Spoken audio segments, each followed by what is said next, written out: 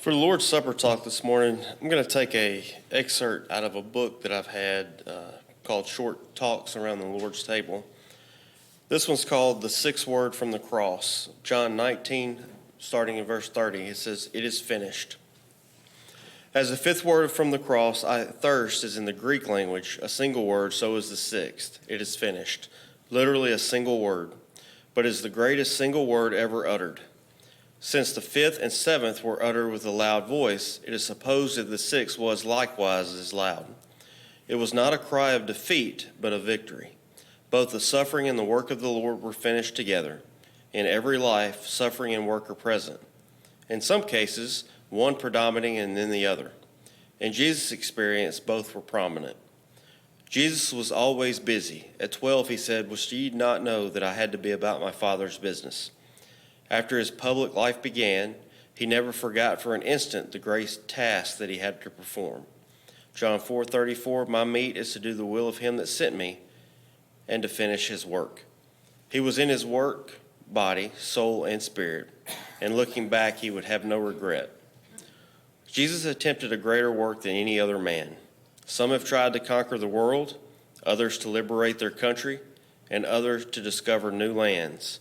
But none ever attempted salvation for the whole world. He was bringing men back to God, and he had to remove all the obstacles that stood in his way. He had to conquer death. He had to free men from the huge burden of sin, guilt, and everlasting doom. When he said, "It is finished," he told mankind, "Behold, I have set thee before an open door, which no man can shut." Revelation 3:8. The life of Jesus was one of intense suffering because of the great resistance with which he had to cope with on all sides. He met resistance at every step.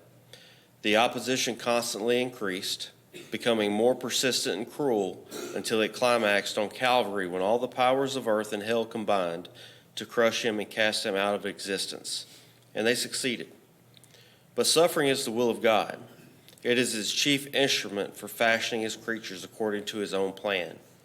He humbles us and makes us meek and obedient.